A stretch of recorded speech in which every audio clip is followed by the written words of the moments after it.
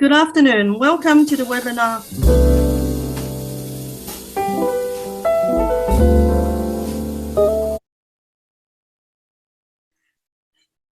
Good afternoon. Welcome to the webinar, Climate Action and Architecture Education, Global Perspectives. My name is Martha Liu. I'm the Secretariat of the Association of Architecture School of Australasia. Next. Before we start, the AASA would like to acknowledge the Australian Aboriginal and Torres Strait Islander peoples as the first inhabitant of the nation and the traditional custodian of the land where we live, learn and work.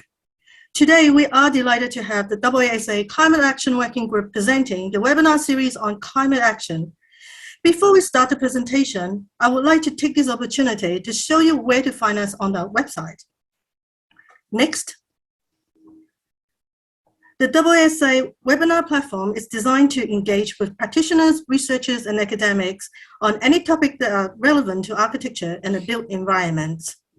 You can find this information about the webinar series on our website. Go to the menu and then click the AASA website series.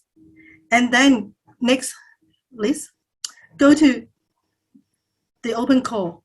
You can also see the Climate Action Global Perspectives located in here. Next. And you can also find information on our previous webinar, such as such as visualization architecture and beyond on our website.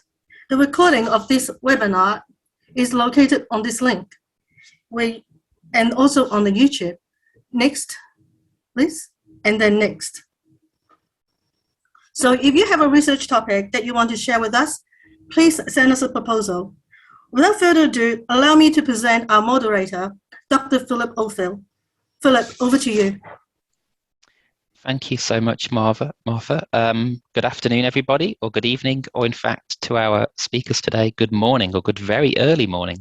My name's Philip Oldfield. It's a pleasure to welcome you on this last day of COP26 to an important topic, climate action and architectural education. I too would like to acknowledge that I'm on Bedigal land today, to pay my respects to elders both past and present, and extend those respects to any First Nations people who are with us today.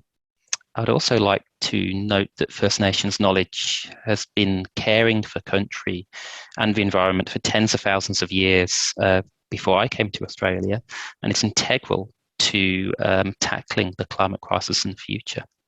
So this webinar will examine how architectural education is changing, really from an international perspective around the world. And we have three fantastic speakers, educators, and activists with us today. Next slide, please. So we're going to start today with Dr. Elizabeth Donovan. And Elizabeth is an architect, educator, and researcher with a PhD in sustainable architecture, focusing on bridging discourse and practice. She is an assistant professor at Aarhus School of Architecture with a broad focus on the plethora of approaches to sustainable architecture. Her research combines teaching and the different pedagogies related to ensuring holistic sustainable architecture and designing for the climate emergency is integrated into studio learning environments. So over to Elizabeth. Thank you. And I would also like to begin by acknowledging all of the traditional custodians of the land around the world, which we're sitting today, and pay respect to the elders past and present. I'm going to talk a little bit about Arc for Change, which is a teaching and research project that we've been working on, and it stands for Architecture for Change. So it's going to be a digital climate change curriculum for architecture education and about methods moving towards carbon neutrality. Next slide. And we're an Erasmus Plus funded project with a European consortium of 5 different countries. Next slide. And who we are a Tampere University with Sophie Palsmakers, who is a project lead, me at Aarhus School of Architecture, and then we have Teltec in Estonia, Unibo in Italy, and TU Dublin in Ireland. So we have a broad perspective within the project, from more Eastern, Southern, and then Northern European countries. Next slide. And then the project summary. And I'm going to go through some of these first slides quite quickly that are just a little bit of the overview of the project, and then a little bit about what the project, where we are in the project. And it's a project to co-create an architectural climate emergency curriculum that is fit for the new decade, related to mitigating and buffering the effects of climate crisis, underpinning transitions towards a carbon neutral society. Next slide. And we have a special focus of bringing climate change knowledge into the design studio, focusing on integrating sustainability approaches in design courses. It's holistic, not just about carbon, but about all high standards and all sustainability aspects.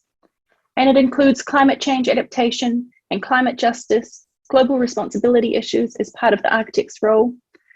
So in all, it's about changing how we think about and teach sustainable architecture. Next slide. And then some of our objectives are about working towards a carbon neutral society, going beyond the basic and fragmented sustainability knowledge in architecture. We really found, as our consortium, when we were writing the bid for the proposal, that within our educations, that it was very much these fragmented sections, that it was about, okay, we have a course on energy, we have a course on the environment, but really understanding how we can bring these together beyond this sort of add-on addition to the education. It's about tackling the skills gap for and with both architecture students and teachers through a radically changed architecture curriculum and co-developing a teacher training toolkit. We also originally were not going to have the teacher training toolkit as part of the digital curriculum, but then we really thought that part of the problems that we have is that while our students are getting more educated, our educators are not necessarily having the expertise to keep up with the knowledge that the students need. So how we can also provide some training to help upskill at the same time. And it's about testing new and innovative digital pedagogies to strengthen and change teaching and learning approaches.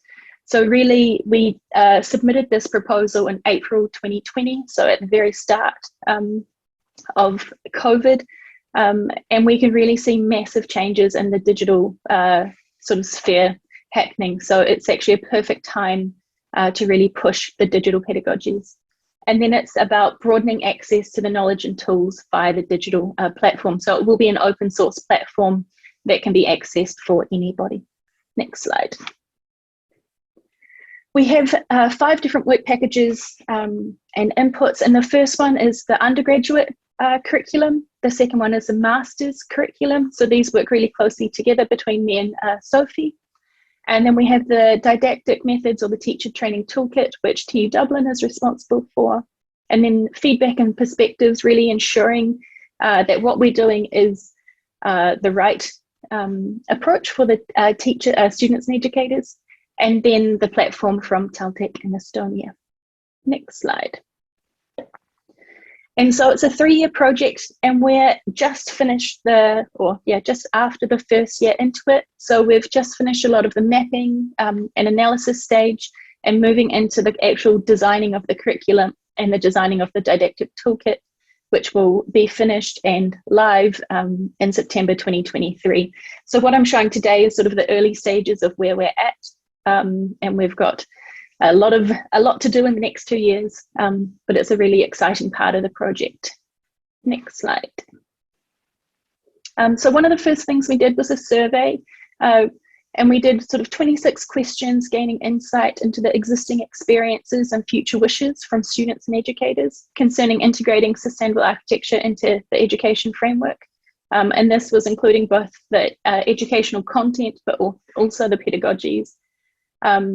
And we had around 530 responses from students and educators from the 5 partner institutions. So it was specifically for the institutions to sort of have an assessment of where we are at. Next slide. And these are just some initial responses, which were sort of reaffirming of what we were hoping for. With the question, it's important that sustainable architecture is a core part of the overall educational approach in our school. The majority was agree or strongly agree. So it really reaffirmed our sort of, or our understanding of what we could feel from our students, that they really, really want this as part of their education. And that addressing sustainable architecture provides a creative input and inspiration to student designs. And this also was a majority agree or strongly agree. And that's something that we find super important for our project and for sustainable architecture in general, that it's not considered a burden, that it's not something that you have to do, that it's a design opportunity, that there's a lot of, while addressing really, really important problems, there's a lot of positive things that we can do to achieve change. And that sustainable, that the school successfully teaches sustainable architecture. And this was more 50-50, that some agree, but some disagree or are neutral on this. And this is also that we feel that we, all the 5 institutions, have room to improve and make a difference overall within our institutions. Next slide. The sort of parallel to that was also the curriculum mapping. So from our 5 institutions, we mapped 120 courses to understand where sustainability is taught and what topics. And I can actually recommend it. At the start, we sort of thought, oh, do we have to do that? We kind of know where things are being taught. But it was actually really, really interesting to actually see how much knowledge we do have within our faculty. Not a lot of it is holistic, but we do have a lot of people that focus on different interests or have the abilities to be able to teach some of these things, even though they don't think they can. For example, around daylight or the sort of structural issues or things like that, that we were pleasantly surprised. And this indicated the opportunities and challenges within the existing courses and provides a foundation for a holistic, sustainable curriculum. Next slide. And one of the interesting challenges of our 5 institutions is that we have very, very different frameworks and learning environments. This is just an example from my university, or my architecture, or the architecture school that I'm at, where we have only studio-based teaching. So we're 100% studio-based teaching. So my students rely 100% on my input to give them knowledge about sustainability, which is a really big challenge when you then have studio teachers that don't have the knowledge or are maybe not as interested in the topic. And our students are expected to be at school from 9 to 5, working hours in their designated studio spaces, so it becomes their second home. So yeah, it's a quite unique arts-based education, but then contrast with TU Dublin, which is more maybe traditional with electives and modules alongside design studio, or in Tampere with design studio is actually less of an impact, and they have no space at all to have a studio. Next slide. And so from our initial curriculum results, it showed that there was substantial content on sort of future perspectives, global responsibility, sustainable infrastructure, materials, social sustainability, and environmental concerns within our 5 institutions. But we're really missing knowledge around energy and CO2, health and well-being, as well as performance aren't included in many of our courses. So this really helped us to see where we have our opportunities and where we have our gaps, to be able to ensure we have everything we need to provide the content for the curriculum. Next slide. And we're really adamant that it's holistic, sustainable architecture, or designing for the climate emergency, that it is really inclusive. And as I said at the start, not this fragmented approach, which makes it really, really complex, and it makes it very overwhelming also for the students, how you include so many things at the same time within a design project or within this sort of 5 years education. Next slide. So for us, it's about, these are just some of the topics that will be in the curriculum around sustainable infrastructure, systems thinking, nature, biodiversity, non-human species, regeneration, passive design, climatic design, energy, carbon, performance, but also resources, sustainable materials, adaptive reuse, and then around things around health, planetary health, well-being, indoor air quality, durability, aesthetics, craftsmanship, and quality, because the quality of our buildings and what they look like are also really, really important for sustainable architecture, especially if we want our buildings to be relevant and last into the future. But also incredibly important, the people, community, and culture, And then the larger issues around global responsibility, climate justice, future perspectives, resilience, and circularity. So these are just some of the things that will be the topics within the curriculum. Next slide. And so all of these make up what we call sustainable, holistic sustainable architecture, or designing for the climate emergency. Next slide. And this is what will form our curriculum. And then maybe next slide, I think these are the student images. And I just wanted to show, these are some of my second year projects, just sort of understanding, I mean, this is within our design studio teaching, giving them open briefs where they have a chance, or we gave them a site actually, and then them looking at the future perspectives. How do we live when it floods? How do we change the way that we occupy? We gave them a landfill they had to do something within 50 years. Next slide. Or looking at Danish vernacular architecture and what sustainable principles we can learn from the traditional building techniques. Next slide. This is actually a project from the same site as the first student project, but taking a more technical approach, or looking more around energy. But his whole project was, how do we design for non-human species and biodiversity in the future, but ranging from the sort of grasshopper mapping of the heat of each of the different green roofs to ensure that they could actually grow, and then one-to-one testing of reused timber to see how we could change the facades. Next slide. Or a project on design for disassembly, but also looking at future ways that we can live together in the flexibility of our changing lifestyles. So they're just some small examples of how we're working with it, at least in Aarhus, giving open briefs with relevant problems in the context that we're in, but looking at different areas to find different approaches and different inspiration. Next slide. So it's a lot about progressive learning. So sort of understanding the different steps, how we remember general knowledge, apply it, the deeper understanding, reflect on that knowledge, and then innovate and create new knowledge and ideas. So understanding the progressive learning of the whole 5 years of the education. But the curriculum is also going to be framed around the iterative design process. So explore, define, imagine, test, and feedback. So understanding what knowledge you need at which stage of the iterative process. Next slide. And these are both based on a book that I'm publishing with Sophie Pausmaker, Aidan Hoggard at Sheffield, and Ulla Kosmitska, also from Aarhus, around designing for the climate emergency, which will be a student guide. So these will go hand in hand together, but this will be published next year. And then I don't know why the text is so big on that one, but also on the edited book, Everything Needs to Change, by Sophie and Nick Newman, which is a fantastic book, really giving some positive examples about how we can start to address these issues, and really making it clear that we need to make change. I think I have one more slide.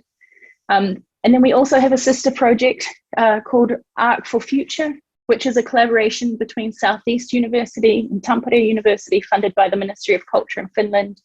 And this is mobility to co-produce China-specific content and China case studies, and a knowledge exchange between those.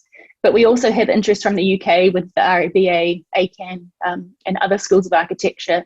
And then in the US with Maryland University and Terry Peters at Ryerson University, and in West Africa. So it's, the more we talk about it, the more people are getting engaged and interested, and the more that we're starting to also produce content which is reaching out to different parts of the world, because as a European funded project, we are sort of very European in our sort of initial perspective, but we really hope that this grows and it can lead to different spin-off projects or different sister projects from around the world. And I think I have one last slide. And so if anyone is interested, if anyone wants to engage with it, please feel free to contact either Sophie or I. It's a very challenging but very fun project to be working on, and we hope that we can make some change in the future. Thank you. Fantastic. Thank you so much, Elizabeth, for such a great presentation. And in particular, it's very positive to see this as a collaborative project between 5 different institutions. And I think that's a real learning point for us all to see different architecture schools and universities collaborate in this way. Fantastic. So if I could ask for a next slide. So we're going to leave the questions to the end. So we are going to rattle through quite quickly because we do want to give everybody time to present. But I can assure our participants that we will have some time for some questions at the end. So do think of some questions if you want to pass them on. Our next speaker is Dr. Carmen Mendoza Arroyo, and Carmen is an architect with a PhD in urban design and planning. She's professor and vice dean of the School of Architecture at UIC Barcelona and director of the Master in International Cooperation Sustainable Emergency Architecture at UIC. She has developed research on the regeneration of degraded and informal settlements based on the recognition and mapping of voids and places of urban significance through community participation. Her most recent line of research encompasses urban reconstruction and resilience in the field of emergency architecture and explores systematic models for the urban integration of refugees and migrants. So without further ado, across to Carmen.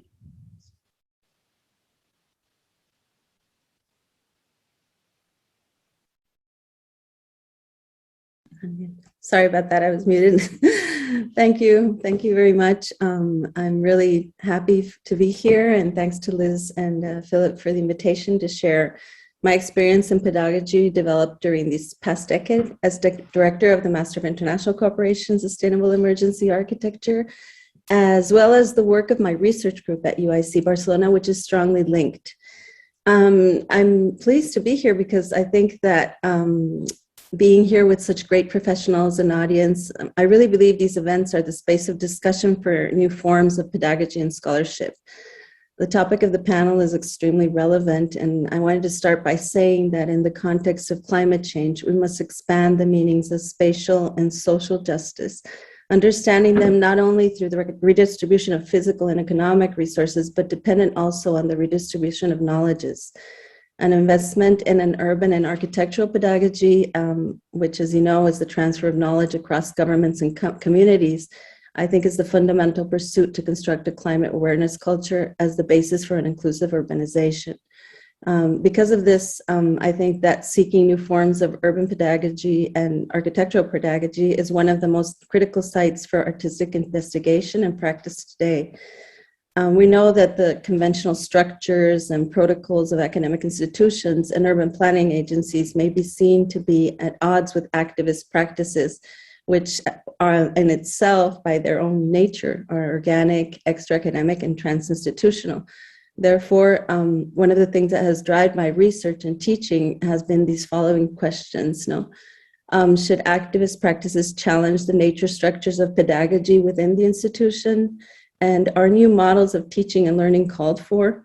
Finally, how do we teach architects and urbanists and develop research at an urban scale, which is my specialization, to respond to the impact of climate change, resettlement due to climate change events, and rapid urbanization in both developed and developing countries? These questions have guided me to develop my research as well as the master program I will explain here. And I will also briefly be explaining an example of a workshop of this master's and how this transference of knowledge projects are developed. So yes, next slide, please. I wanted to start, as I said, by situating where my research background is and the work we develop in UIC from this research line, which is called Post-Emergency Community Resilience. You'll see that the word community appears a lot throughout our work because when we started the group and we started reflecting on how to teach and how to include the topics that I'm going to explain, we thought it was very challenging.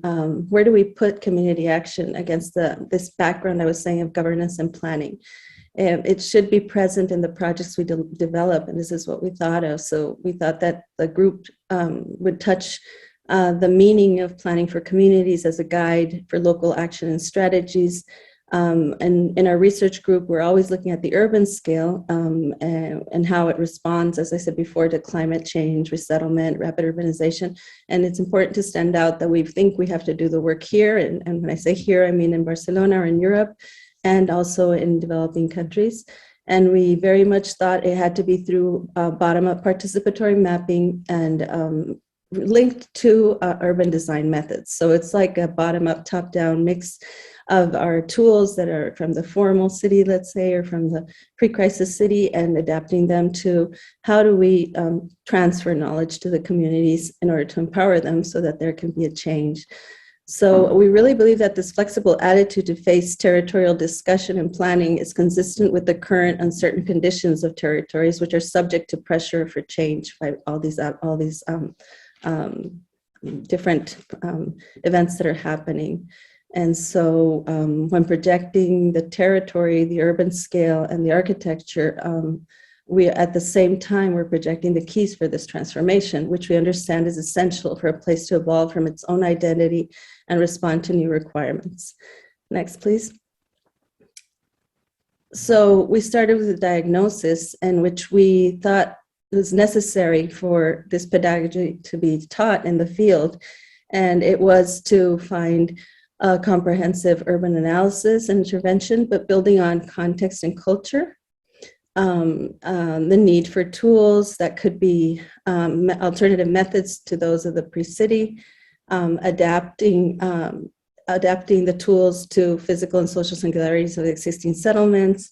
We really believe that there has to be local-driven recovery and people-centered approaches when it comes to the topic that I'm going to explain, which is recovery after climate disasters.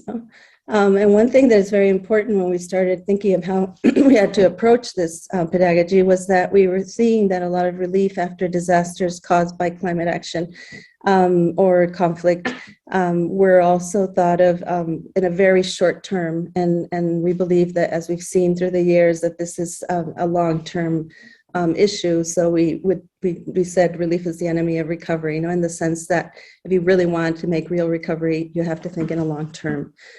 And so next, please. We came up with a methodological approach that we wanted to put in practice, which would be to reinterpret this context of post-disaster and post-conflict conditions at an urban scale, and exploring alternative, as I said, urban regeneration tools and methods, combining this bottom-up participatory repair. And we say repair because it's more than just the physical structures. It's repairing the livelihoods of the people, the social use of space, and enhance these traits and settlements through technical urban design methods. Next.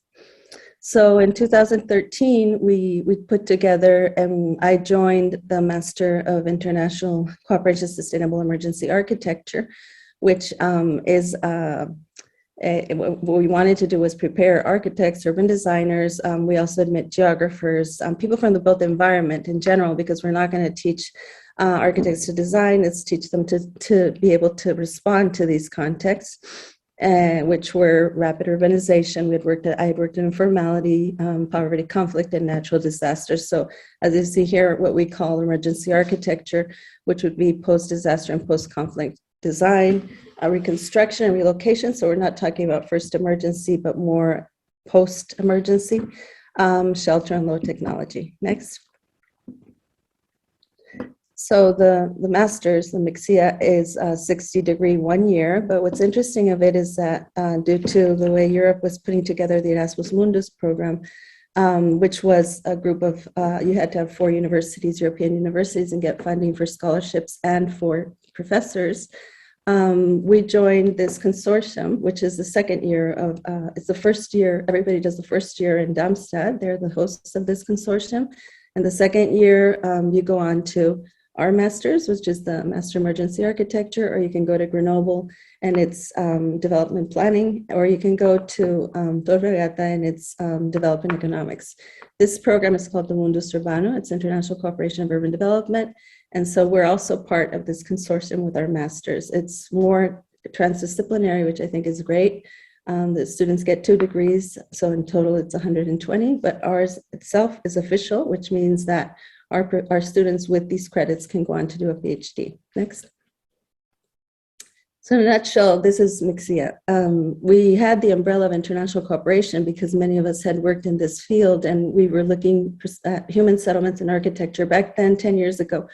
When I started the program and directing the program, much of the sector of what we call humanitarian design was just looking at shelter. And we really thought it was important to think of human settlements. Today, urbanization is global, and now even the agencies are talking about looking at the urban sphere and the urban scale, because just shelter per se is not going to, connect and create better ways of living for people that are in the situation of resettlement. So on the one hand of the program, we have a big block on what we call emergency architecture, humanitarian design. And when we're talking about reconstruction and relocation, shelter, we do have courses on low technology construction, although it's part of a 3-week course that is involved with International Federation of Red Cross, which is one of the biggest agencies working in post-disaster situations. And they came to us to ask for us to teach architects to go work with them because they were, like they said, tired of having people coming with goodwill. It's very complex to go into these situations, so they wanted us to prepare. So this is an extra part of our program. And then on the other hand, and very interconnected, is what we would define as sustainable urban development, in the sense that what is causing all these issues, how do we understand as architects other topics like political ecology, environmental justice, gender and equity. Gender is transversal in our program. The way gender relations act in these situations is are implemented is very different. The roles are very changed, so we thought it was very important to have this course. Urban resilience and climate change adaptation. I think climate design is something that is also in our program, but it's not core, it's part of it because it's all so interrelated. So another thing that's very singular of our program is that it's very interscalar, as I said, but also interdisciplinary. Many of the professors are not architects. We have an amazing mix of professionals that are on the field working with NGOs that are very much transmitting how it is to work and repair and put our tools to serve these situations. And I think I would say context-based is super important. It's like everything when it comes to the program, and also social empowerment. As I said before, we're not talking about just doing a project and just per se, but also thinking of development. Next, please. Now I'm going to focus on one of our tools that we developed. It's an international workshop, and we partner. This is done at the end of the program with the students.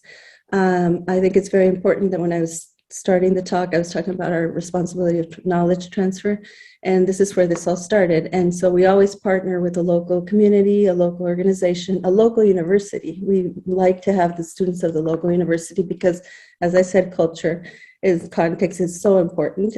I think one of the main changes in our methodology is when you get to a place, listen and observe, listen. We can't say that enough. And when we participate, and the idea is to go to an ongoing project, join our forces to contribute with our expertise if we can, also help and finish a project that is started. And so we've gone through different topics, and some of them are like always related to the topics of the program, obviously. So we've gone to Chamanga in Ecuador 2 years after the earthquake. We've been to Rio as also thinking of spatial justice. We team up with different academics and schools. So we ended up going to Tijuana to work in the San Diego border with Teddy Cruz and his group. We've been to Thessaloniki because another very strong core subject that is appearing more and more in Europe and that we think we should treat. When we started the program, we were talking about refugee camps. We've come to a conclusion that we can't continue bettering refugee camps because what we're doing is perpetuating a state of exception that is just created by governments that don't want migrants in our countries. So we're working more on the urban integration. Luckily, the humanitarian sector is working towards this. And so we've worked in Barcelona and in Thessaloniki of looking for a way of integrating, because we strongly believe that physical factors can be very crucial for integration, not just social factors, but physical factors, location factors. And this is another method we're doing. Next, please. So I just wanted to show you an example of one of this research-linked workshops here. Next.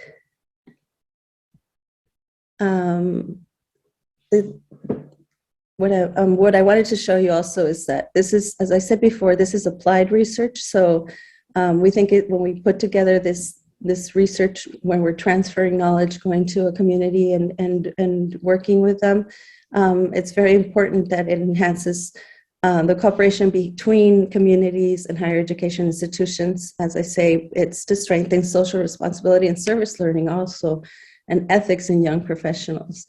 This is one of the main tasks I think we have as professors or leading students, and trying to, in this case, introduce them to the complex issues of what we call humanitarian architecture.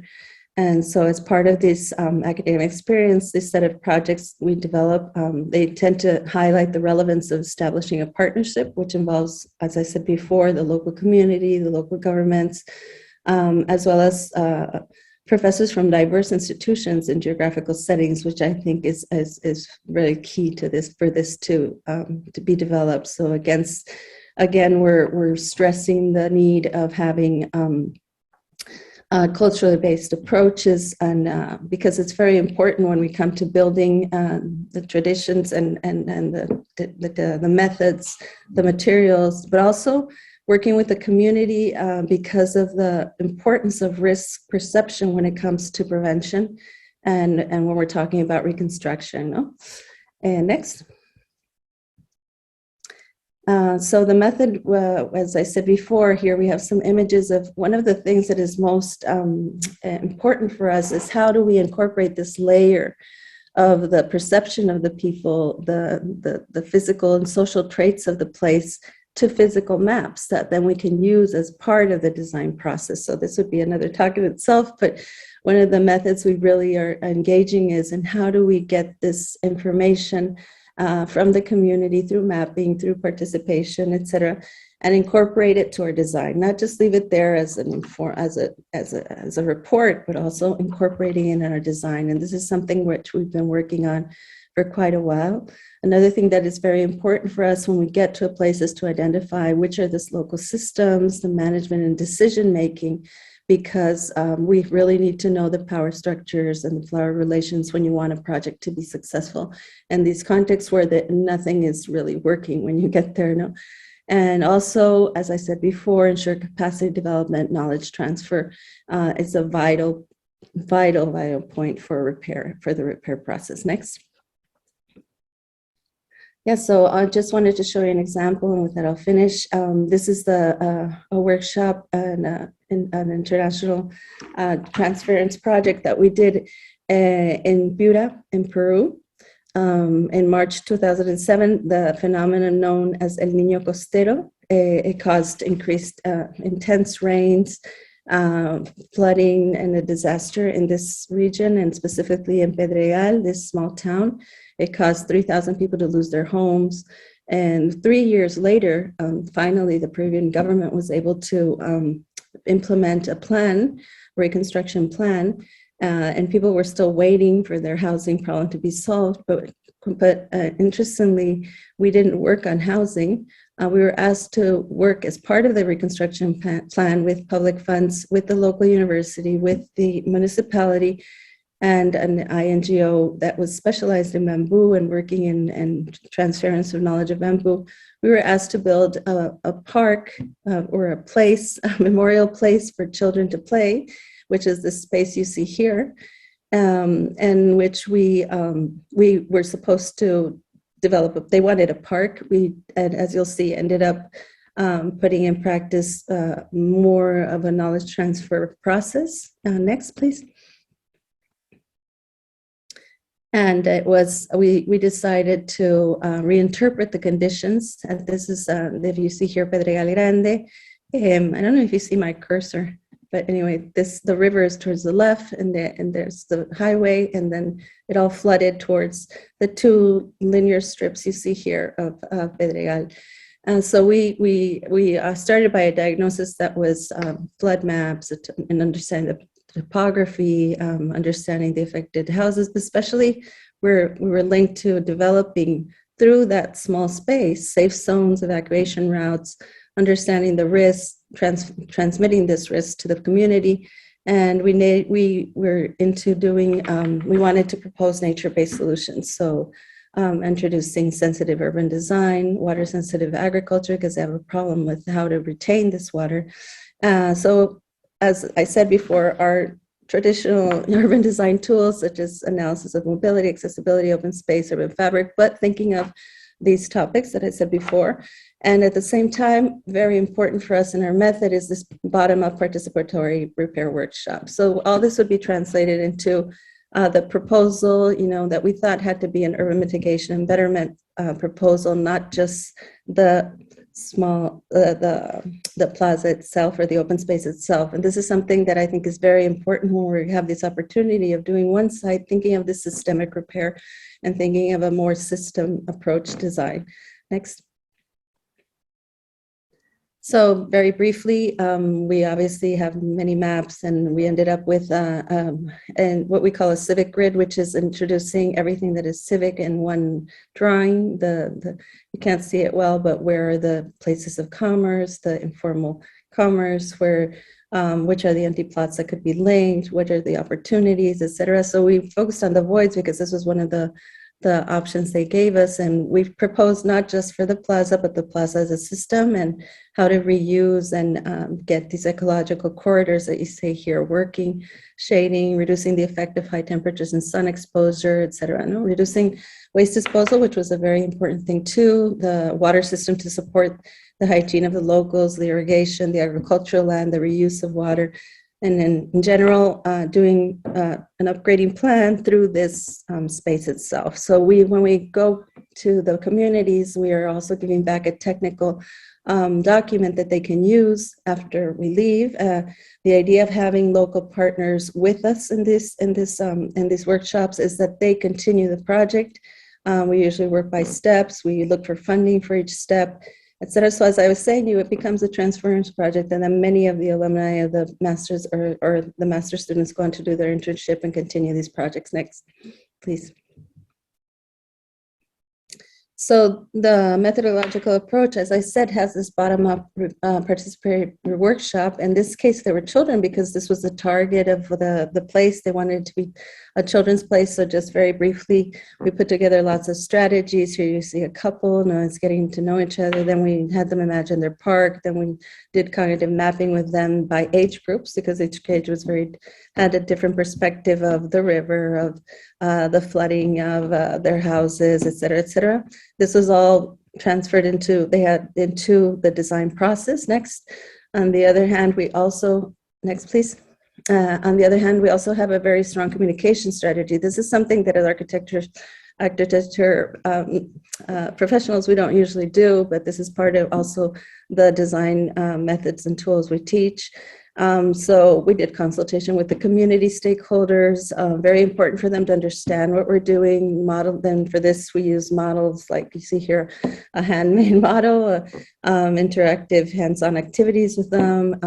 Also the workshops that are in parallel that were already implemented there with the bamboo, the wetland, the maintenance, another workshop, and incorporation of civil defense leaders. And this program and this project was very important because it was linked to disaster and reconstruction and resilience. So we had leaders of the community that were also informed and showing us the informant points, etc. Next, please. And finally, understanding that this place, this small plaza, had to be part of a bigger strategy, which is what we handed in. But we wanted to incorporate some uses, not just a children's play area, but also a risk information area. So as you see, there is a platform because this is part of the safe zone through the evacuation route we designed. We put together with the community organizations what could continue after as educational workshops, marketplace, an area that was a memorial space for them that was very important. Incorporating also the people to build with us. Next, please. So we started the project. We got up to this part. Next, please. But the the community has continued, the local NGO has continued. Unfortunately, this was January 2020. So right before the pandemic, we were supposed to go back and continue in the next year, but it's impossible. Unfortunately, this hit the community very strongly. And yeah, this is just an example of how we understand this now, the knowledge transfer I was talking about. And just to finalize the last slide with a reflection, we really believe that engagement and situated practice are the key for the ethical approach to research, pedagogy, and practice developed in humanitarian design and climate action design. Because if architects, urbanists, anybody in the built environment, and we're teaching this and we're working there, if we can get involved in the everyday, we will be more effective in the extraordinary day when a crisis occurs. Thank you. Thank you so much, Carmen. An incredible presentation, such great examples of community engagement and kind of co-design. Next slide, please. And finally, our last speaker tonight is Scott McAulay, and a big shout out to Scott, who we've asked to get up at 6 o'clock in the morning after what I can only imagine is an exhausting fortnight in Glasgow at COP. Scott's a climate justice activist, architectural designer, and climate literacy educator. Since founding the Anthropocene Architecture School in 2019 in response to architecture's lasting inertia on climate action, his work has created opportunities and spaces to respond to the climate emergency. Through architectural and built environment means for thousands of people internationally, fusing activism, climate literacy, provocation, and regenerative design principles. He's a coordinator of ACAN's Climate Literacy Working Group, co-director of Anthropocene Project CIC, and a Part 2 architectural assistant to Archetype. So without further ado, over to you, Scott. Oh, thank you very, very much. I will apologize. I will be slightly subdued. I'm a little bit tired, but I am absolutely delighted to be here. So could you have the next slide, please? And I will kick things off. Right, yeah, just to introduce myself a little bit. So when I was in architectural education, I realized that I was not being prepared to design sustainable buildings fit for a climate emergency. So the images around the screen are places I went to learn instead of the design studio and lecture halls. So on the left-hand side, I was told that hempcrete didn't really exist in the capacity that I'd learned from books it had. So I went to learn from building a hempcrete chalet in Le Contamine and Montjoly in the French Alps. That kind of progressed to doing a couple of straw bale buildings in Exeter and in Edinburgh, near closer to where I live as well. But at the moment, I'm split between architectural practice, sustainable design, and educating. I am not an academic. My slides are going to look very, very, very different than what's been seen before. So can we have the next one, please? So yes, the Anthropocene Architecture School was never intended to be a school. It was a provocation. In Glasgow, in Scotland, we have an architecture fringe. So the provocation for 2019 was in real life. And in 2019, in real life, there had been a climate emergency for decades, but there was no response from the architectural community. We'd had one half-decent AJ cover of a countdown timer, and that was about it. So this was about creating spaces to respond to that, really acting as if the house was on fire and not just continuing as per we had before.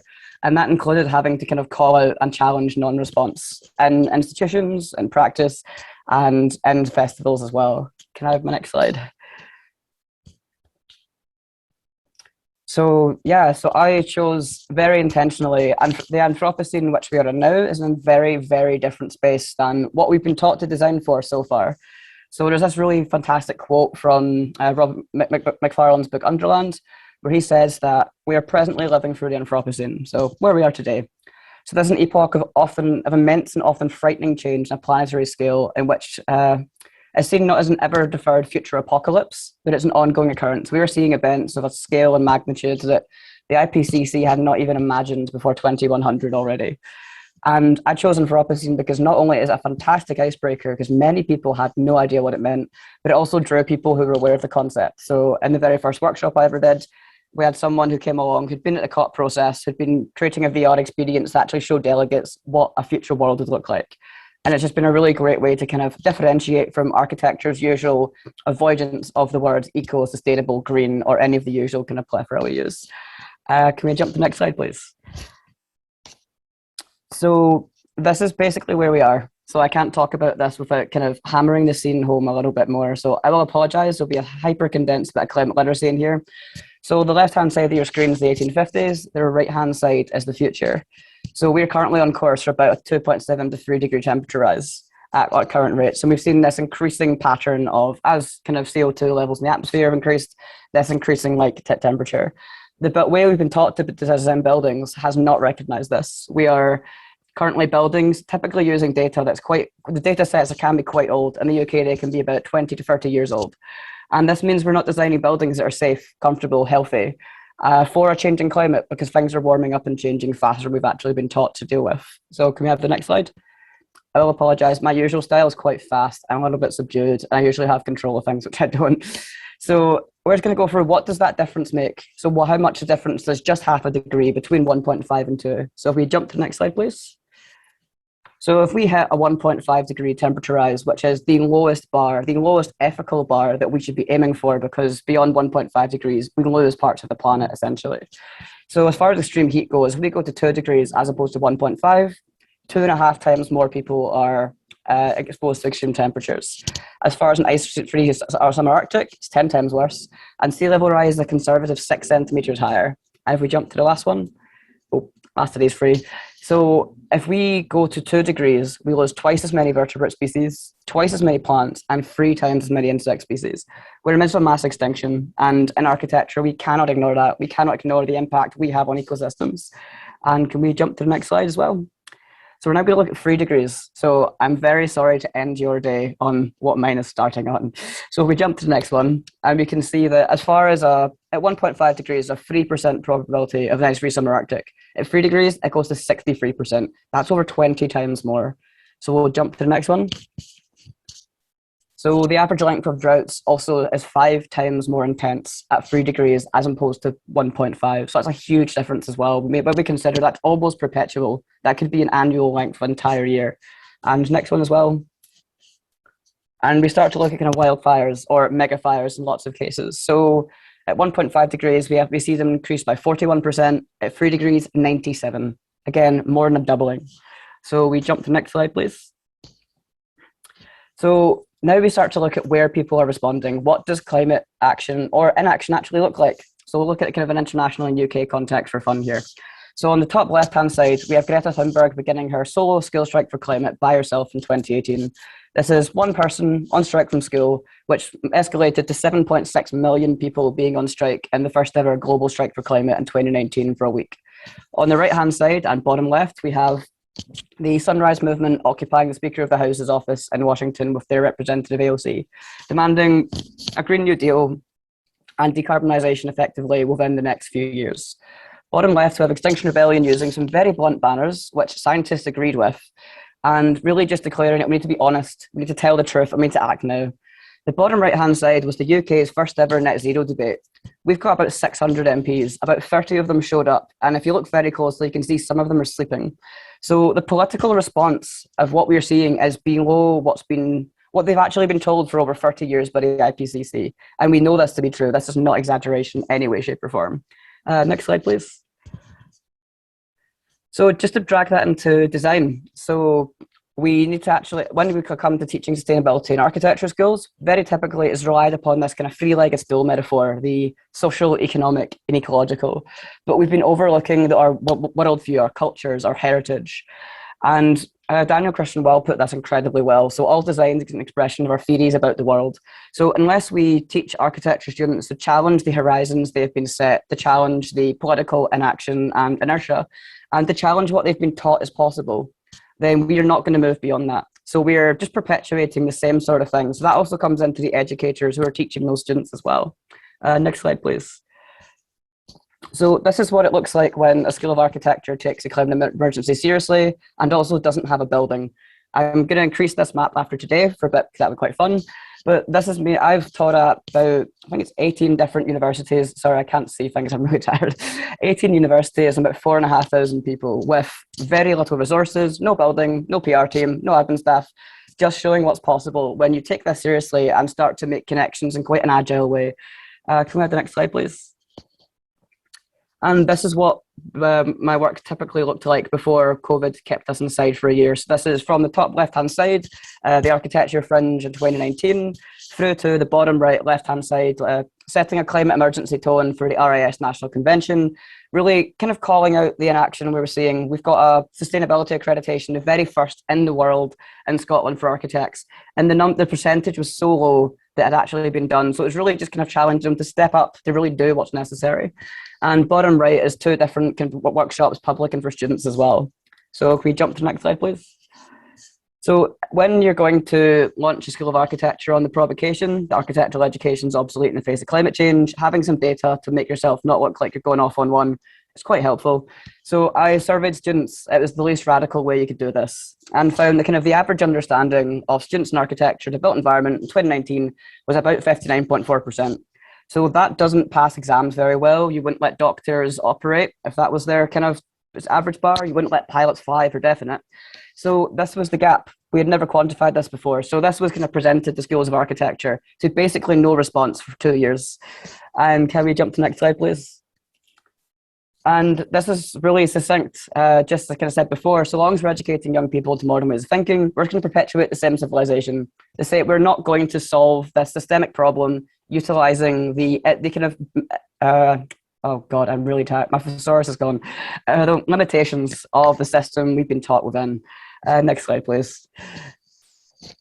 So this is kind of pulled in. There's some more recent research as well, which kind of built upon, you looked at things I'd done and built upon it. The Architects Climate Action Network's Climate Curriculum Campaign surveyed over 100 students in the UK to see where the bar kind of sat.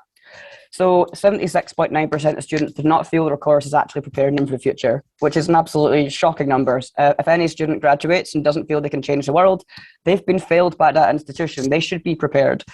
And also found out that 88.5% of students, they wanted to be tested on this. They wanted their designs to be checked. But they all found aesthetics were valued more than sustainable design. And that is the case in the majority of architecture schools I've ever had any connection with. And can we jump to the next slide, please? And this is why it's so important. So we've all heard construction's a 40% industry. So kind of 28% of the carbon we emit as a planet comes from our operational built environment, 11% is embodied. But this is not in the COP process either. So this is very, very, very important. So internationally, there's never been a conversation on actually sticking to the IPCC recommendations on buildings. And that's a massive oversight, and it's actually now falling down to national levels. Next slide, please. And kind of 80% of what we're going to be using in 2050 already stands up right now. So if we're not educating students to actually retrofit, to adapt, to transform buildings, we're letting them down and they're not having the skills to actually use. So I found this has been missing in several kind of curricula and isn't integrated into design briefs very often as well. Next slide, please. And why am I talking to you as well? So I said kind of climate justice side comes to my work very, very heavily. And Naomi Klein kind of summed this up in a way that I now cannot forget. So it just so happens that we're all alive at the last possible moment when changing course can mean saving lives on a truly unimaginable scale. So this is not just about carbon. This is not about just energy. This is not just about economics responding to political context. This is literally about saving lives. And we need to be preparing the next generation of not just architects, but all built environment practitioners to drive down those emissions as rapidly as possible. Because without doing that, we will not hit any meaningful climate target, let alone net zero, which in itself is a bit of an offsetting game. Next slide, please. So we're getting into the bits and pieces I've done. So it's going to be a little bit different, again, aesthetically. But this was the Crisis Studio project, because you can provoke all you want, you can write lots of things, but unless that teaching actually takes place, unless students are taught things, things don't change. So the Crisis Studio was my kind of open invitation to my own kind of network of contacts in Scotland to say, who is willing to help me prepare the next generation of students and just give a few hours of their time just once a month at any point. So this ended up teaching over 100 students, and we had over 30 different architectural practices and organisations involved from around Scotland. Can we have the next slide, please? So what this did was use students' projects as an armature to teach sustainable design, but not just from architects. So it was transdisciplinary. We had engineers, we had builders, we had kind of regenerative kind of agricultural practitioner, we had passive house experts, we had the full works, and students learned more than some in cases more than 15 minutes than they had in 2.5 years, because their studio education was not actually grounded in technology. Others were starting to learn things they had never been taught by a tutor before, and they were in open shock. So can we have the next slides? And what every time I've been doing any workshop is I'm quite careful on data and to get feedback to learn from how it's gone. So this was a sort of assessment from the tutors and the students themselves. So as much as students have good intentions, when their education is not preparing for them for the climate emergency, they will lack a fundamental understanding of how the technical kind of competences were needed. But also there was no awareness in that education of minimum standards. And from one practitioner, he found that experiencing students' lack of basic ecological design principles was horrifying. But just design briefs as well were lacking the parameters to ground things in the reality of a climate emergency, to ground it in that social, political, and economic context. But also students are fully aware that they're not being prepared for this. This is not kind of an unspoken thing. Students openly voiced their kind of shock and disdain. Next slide, please. So this is where I moved into kind of climate literacy works. So this was, as things weren't able to be done in person, this was just teaching online and taking workshops that were typically 3 hours long and hyper condensing them to 1 hour for people's lunch break, typically, or evenings. Next slide, please. And to really explain what I mean by climate literacy, it's not just a tick box exercise. It's not just another kind of, you've done your assessment, you've put a diagram in on the end. It's really this contextual and pragmatic understanding of how climate change affects what we do, how what we do affects and exacerbates climate change, but not just understanding consequence, but understanding the opportunities for that to positively respond. So the Restored 2030 project was a kind of inter-European and beyond project. It looked at the more regenerative kind of practices of this. So I was invited to contribute on climate literacy to this. And this is a really good kind of publication if you want to start looking at the educational implications as well. Next slide, please.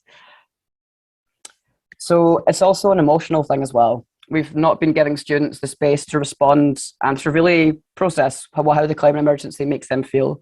So one workshop I did, supported by TRADA, meant that I had students and staff from 46 different institutions around the UK, colleges, universities, etc. And when you ask them what is their personal and emotional response to this, this is what that looks like. So there is overwhelm and frustration. There is hope. Some are numbed. But it's also, some see it as a kind of changing their life project. But there's so many emotions that we are not creating the space for in architectural education. And this is something that in all the kind of work that I do is now kind of front and center to give people a space for that, because we cannot treat this as a simply an academic problem to solve. This is something that has real life consequences, and students really need to be taught to feel they can impact real things as well. Next slide, please. Because when I talk about climate literacy, it's not just a carbon literacy as been sort of hammered out and screamed for a little while, because sustainability is about more than just energy and carbon. There's the world system diagram, which many people might be familiar with. I've expanded it slightly to give it more of an updated context, but this is about looking at the broader context of sustainability. So when we're teaching students, we cannot simply talk about kind of just carbon, just energy. It's about the kind of how what they do is impacted by the availability of water, habitat and local infrastructure, and cultural and worldviews, as well as health and well-being and beyond. Next slide, please. So in the UK, we are finally, thank God, starting to look at embedding this in education. So this is being brought in over the next kind of year or so. So this is grounding what students need to be learning in outcomes and trying to get this into topics. But at the moment, we're still seeing schools of architecture this has not been embedded into curricula. So there's an ongoing, a bit of a mass panic, a bit of a kind of, what are we doing? What can we do? Lots of institutions are changing quite rapidly, but there's still not this kind of coherent, overarching, everyone is on the same playing field yet, but at least we're starting to have moves from kind of institutions. Next slide, please. But this is also to pull it back to our context. So the IPCC special report in 2018, the one that kind of absolutely terrified everyone, spelled out what the minimum baseline for new buildings has to be if we want to be on a 1.5 degree consistent pathway. So this means that building emissions from globally have to be reduced by 80 to 90% by 2050. So that's not just a slight tweaking of a system. That's almost a new system. That's a radical transformation. The baseline for new construction and what students must be prepared for is fossil-free and near zero energy. And that was supposed to happen by last year. So internationally, not one government in the world has put that into minimum baseline law. And we also need to be retrofitting buildings with a 5% increase every single year. And these are conservative numbers. So this is not the kind of exactly how far we need to go. Next slide, please. So this is just a bit of where we can be and where we are. So this is kind of looking at from conventional minimum baseline, just passing the legal side practice all the way through to regenerative. So the kind of best case scenario for architectural education is it's starting to try and move beyond, which is fantastic. It's moving beyond conventional to maybe greener, high performance, maybe sustainable if we're lucky. But sustainability, as has been taught in architectural education, has been damage control.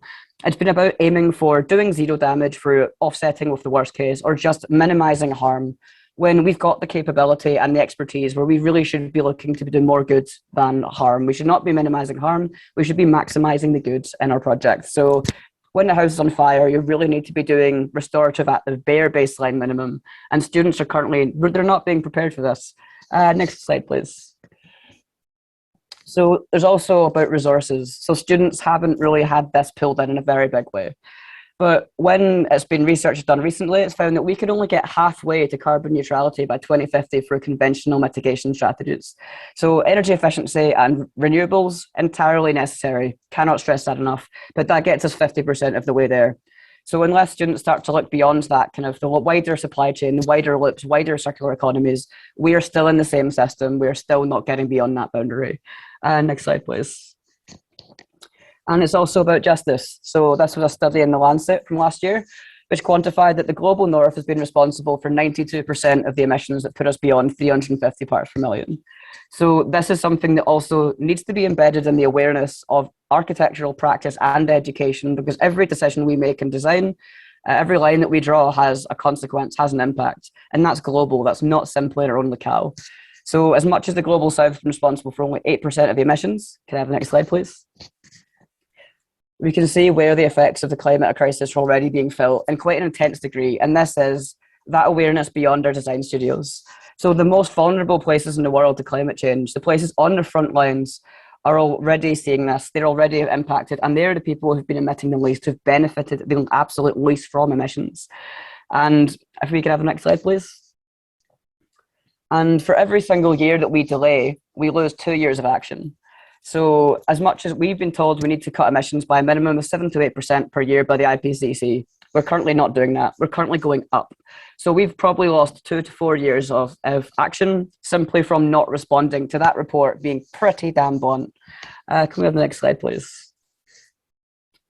So just as a little bit, what I typically do is open up resources and just share as much as physically possible. So if you're going to screenshot any slide, this is probably quite a good one for what kind of students can learn from, what can be used immediately.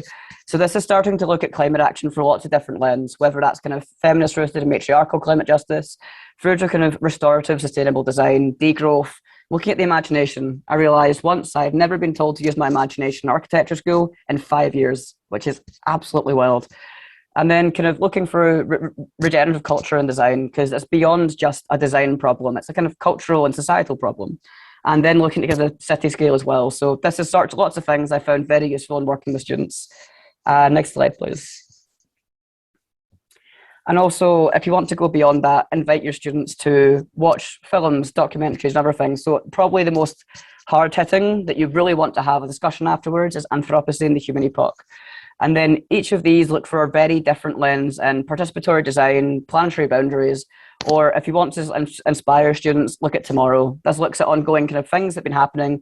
It is 9 years old, but it's the most uplifting, inspiring thing I've ever seen. And I have seen it about 7, 8 times, and it's always the same. Next slide, please. And even to look at the context of the UK, so we declared a climate emergency 2 years ago, but we still knock down 50,000 buildings every single year. Our society normalizes the demolition and wipeout of our built environment quite nonchalantly. By the time I finish talking, probably 1 or 2 have been wiped out. Not the averages and averages, but this is our kind of economic and political context that normalizes the designed obsolescence. In Europe, the average lifespan of a building is about 42 years. We cannot renew our built environment every 42 years. We simply do not have the carbon budget. Next slide, please. This is kind of looking beyond just design studios. So there was a I was invited to help kind of edit and pull together examples of people looking at activism in architecture. So when we did this, we diversified it from simply architectural practice. We had tenants unions, housing co-ops, educators, full works, and this is online as well and can be found. And it's a really good place to start with students and encouraging that there's things beyond architecture. I have taught students before who've never been told in 6 years of education what else they can actually apply their skill sets to. So that's something that's a very quick conversation to have, which is very, very necessary with students. Next slide, please. And also it's looking at the kind of what we can do. So we've got the opportunity in architectural education to illustrate a future that's possible. Caroline O'Donnell and Dylan Pranger said really quite succinctly and beautifully that through the legibility of our work, we can affect behaviours and policies shaping the future. So if we go to the next slide, I've got a little bit of explanation behind this. So this is looking at the kind of the factors upon how people make decisions. This is behavioural psychology, a little bit of economics, but it's looking at how can students start to make an intervention, how can practitioners. So how students present information is incredibly important. So actually every single end of year exhibition can actually be reimagined as illustrating the possible future to your local community, to anyone that steps foot in that door. And if it's not a window into that future, it's missing a huge opportunity. But also, if we're going to shift behaviour, we have to start practicing and educating on new norms, cultural, societal, and economical as well. So how we students are seeing how their school is run has a huge impact on them as well. But also, we've got the opportunity to create conducive environments and infrastructures for our students. So if we create a place in the design studio where it's not taboo to say they don't know something, which it currently is in lots of places, we can make it easier for them in practice to make raising their hand or kind of kicking open that door a little bit easier. Next slide, please. This was kind of pushed a little bit further with MSA Live. So this is Manchester School of, can we jump? Thank you. No worries. This was Manchester School of Architecture typically does local engagement with their community with about 20 projects where students basically provide time and people power. So when invited to do this, I created a project for students to develop climate literacy for their own local kind of context. So set them up on how to do it, and they taught themselves and they taught one another. So this involved bringing in people to give them workshops on youth engagement, on carbon literacy. And if we jump to the next slide, you find when you set the students the task of this, they don't come back with what you envision. I envisioned the toolkit. They came back with a narrative-driven kind of project, which walked people through what it was like to live in Manchester and how the climate emergency was impacting pretty much every part of their day, every hour or so. From waking up in the morning through to moving through the city, how the transportation system impacts air, and everything in between. And they even created a website entirely off their own backs. There was nothing of that in the brief, but they got so carried away and enjoyed it. And this can be replicated incredibly easily. It's not a difficult project to run as well. Next slide, please. And then it's looking beyond, involving students beyond the design studio. So we had a climate fringe before COP26 in Scotland. And this was my kind of contribution when asked to bring about environment, was to create a people's assembly on climate and housing justice, because these two issues are now entirely inseparable. But instead of just involving architects, I involved trade unions, tenants unions, we had the public, we had activists, and we created a space using participatory democracy techniques. Next slide, please. Really just to show people that what's possible and to give people the power to actually talk about how housing policy ties into climate change. So there aren't not spaces at the grassroots level to talk about this. We typically keep this inside the institutions, inside kind of public office, in those sorts of ivory tower spaces. But we cannot empower people if we do not take things to them, if we don't open doors and remove door frames. So this was giving kind of trade unions chances to speak, tenants unions, tying together ongoing campaigns and letting people share their expertise in a very peer-to-peer sort of way. Next slide, please. So another thing that I always do is talk about agency. So the agency that all practitioners have, and I've run workshops on this with students now to kind of give them a bit of an insight into that. So realistically, right now, every single person watching this call could pick up their phone, they could email, text, or anyone in their family to take more action on climate change or open up a conversation. Realistically, you could also do this to talk to your boss. There's absolutely nothing stopping you, apart from societal norms telling you that you maybe shouldn't, because that's a bit nerve-wracking. Beyond that, what you do impacts your peer group, your colleagues. We move on to your local community. How is your work perceived by the people that see it, the people you work with, your clients, your design teams? And then we move beyond that into the kind of panarchy, kind of one of my favorite things, systems of systems of systems of different scales. So everything we do has that kind of ripple effect in 4 different contexts and beyond for what's kind of possible. And students really need to be empowered with the agency they have to apply their skills, their knowledge beyond just in an academic setting. We need to show them they can immediately be doing things for the local communities as well. Next slide, please. And this was yesterday. So I've had about 6 hours sleep.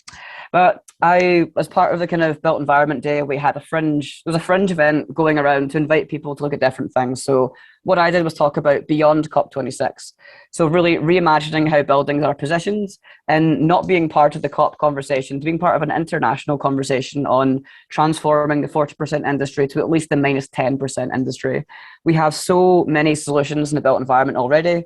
And IPCC modeling actually relies upon carbon capture and storage far more than we realize. And these technologies do not exist at scale, but we already have the technologies we need to decarbonize the built environment. And it makes absolutely no sense that we're not making them the legal bare minimum. And opening up that conversation beyond the academic settings is an urgent need. Next slide, please.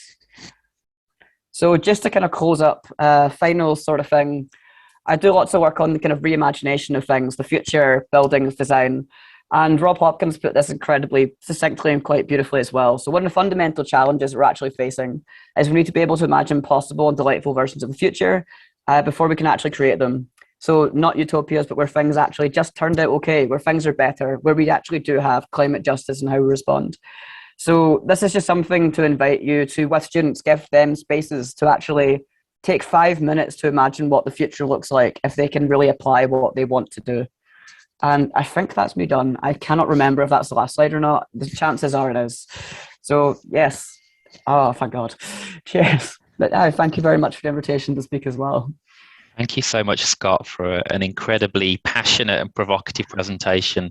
All the more impressive given that it's technically still nighttime, I think, for you, and at the end of COP26 as well. So thank you, everybody. Listen, I realise we've gone well over time, but I do want to give people an opportunity to ask our 3 fantastic speakers if any questions there might be. So if I could ask all our speakers to put their cameras on.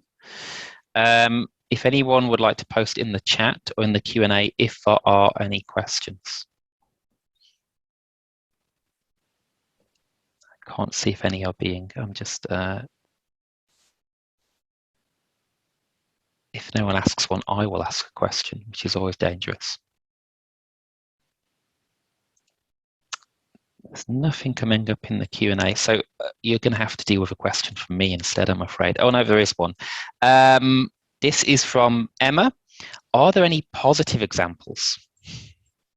And I'm going to assume, are we talking about positive examples of what we're doing in architectural education? I think Scott's pulled some fantastic examples out. In particular, that project in Manchester, Scott, that looked fantastic. Do you want to give us a little bit of a quick overview of that one? Oh, sure thing. So this was pretty much master's students typically lead these projects. So what I decided to do was the master's students got given this kind of longer brief and kind of what carbon and climate literacy tied to. So there's a kind of design brief that's set, they lead the project.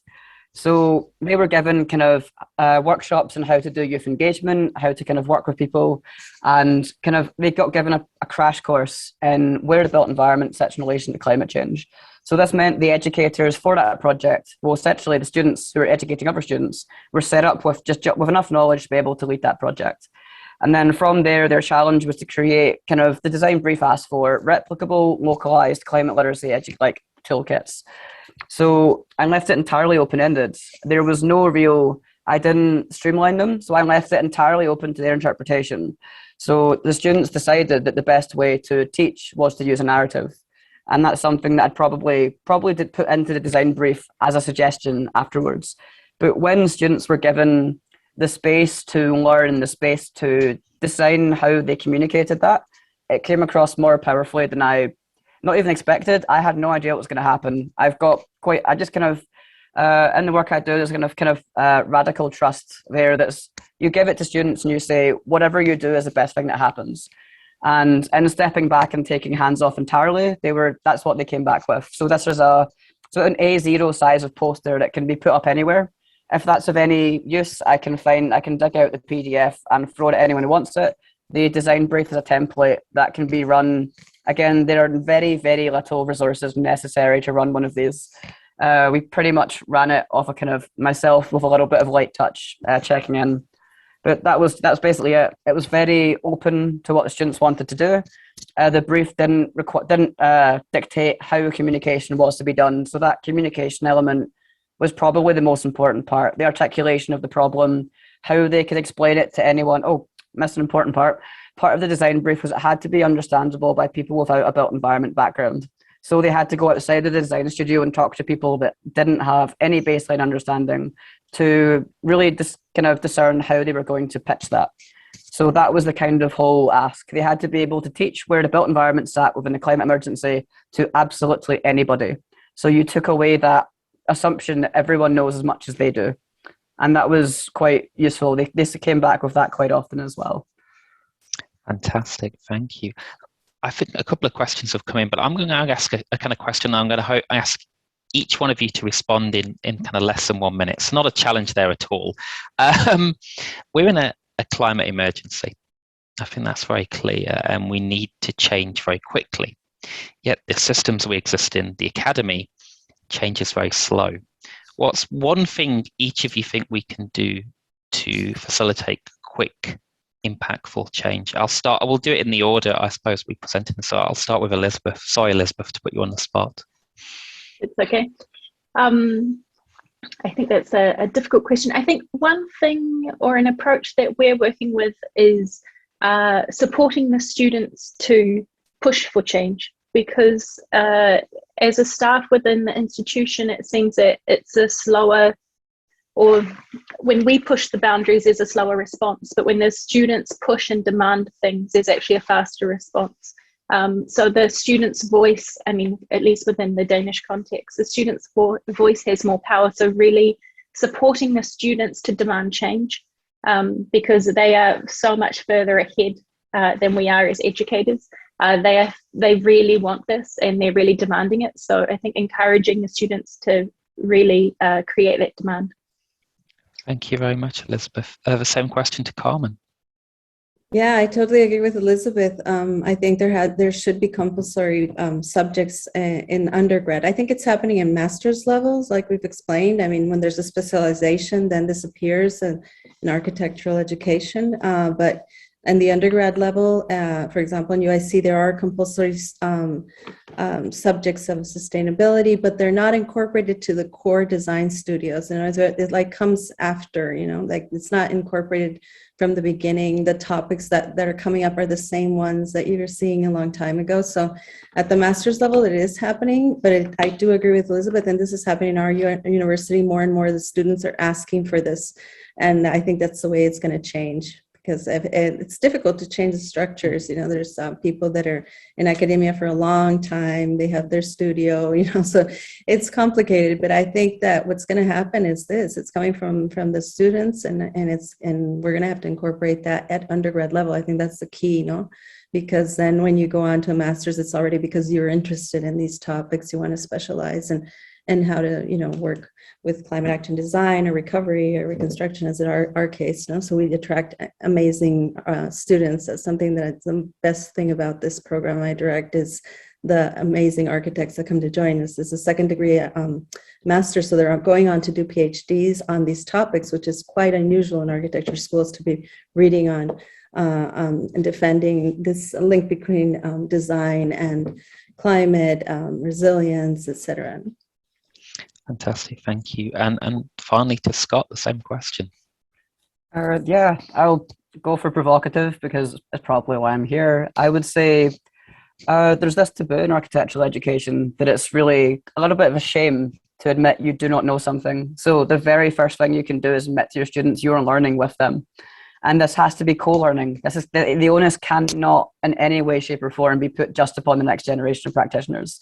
There's a really damaging narrative at the moment where the youth will do everything. The young people will save us. And that's a stress that students do not need. If I realistically, if every single time someone said, all we need are thousands of you, if I had to take a drink every time I said that, I'd be unconscious quite often. And we cannot have this. We need to have it to be recognized. This is a full societal problem. This is a challenge for everyone.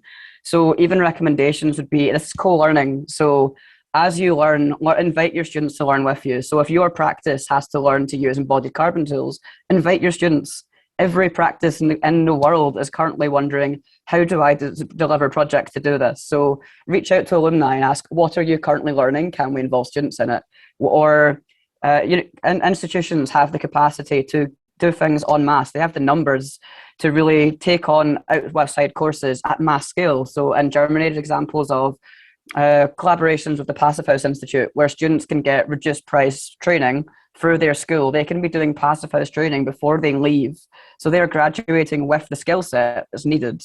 Or there's kind of embodied carbon tools. Some schools of architecture are starting to introduce that at kind of second year, third year level, not in a very dense way, but just to give students the understanding. So we really need to be bridging that gap between education and practice by just opening the doors and really inviting people in. When I've invited people to teach, I've regularly had more people want to teach than I have students who want to learn.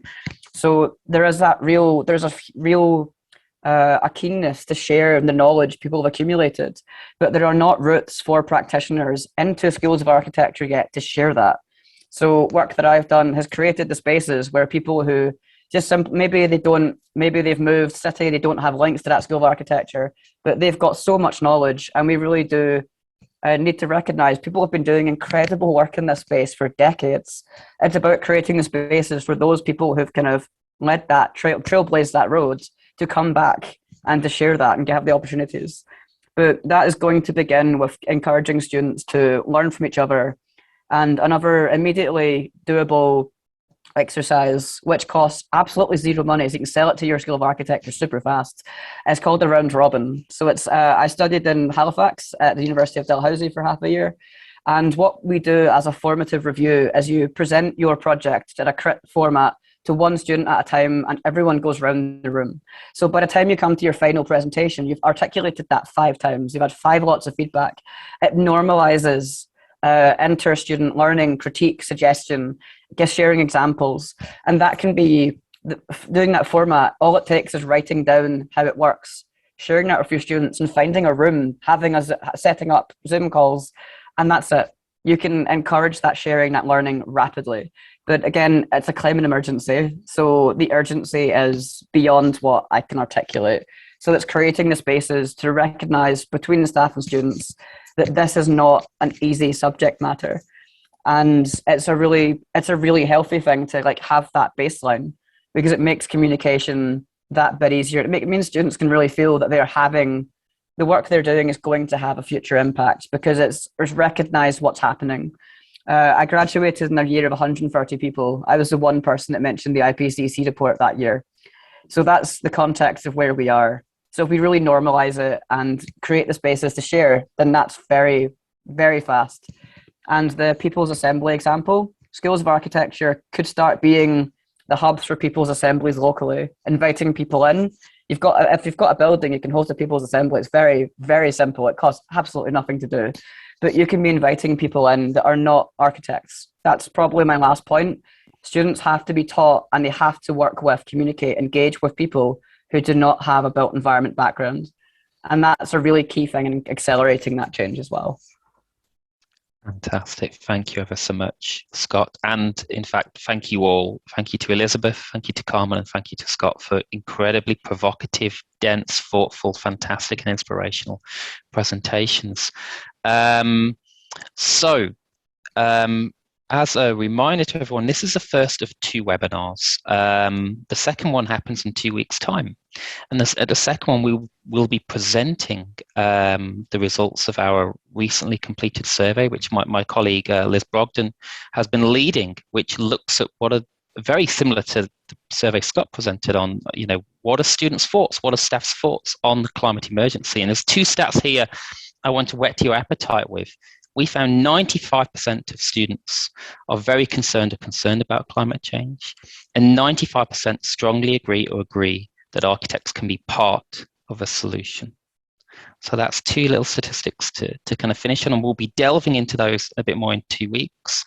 But now I know we've gone very much over time, so I do hope you all get a chance to get a glass of wine tonight, or for our kind of speakers, another cup of coffee, or for Scott, maybe 2 cups of coffee. It's particularly early, but thank you all again. I mean, we're so honoured to have you here to present to us and to learn from your learning. And that's thank you again to Elizabeth, to Carmen, and to Scott, and I will wrap things up there. Thank you as well to all our attendees for staying with us. We really appreciate it. Thank you. Yeah, thank you for thank you having very us. much. Thank you very much. Thank you for having us. Bye.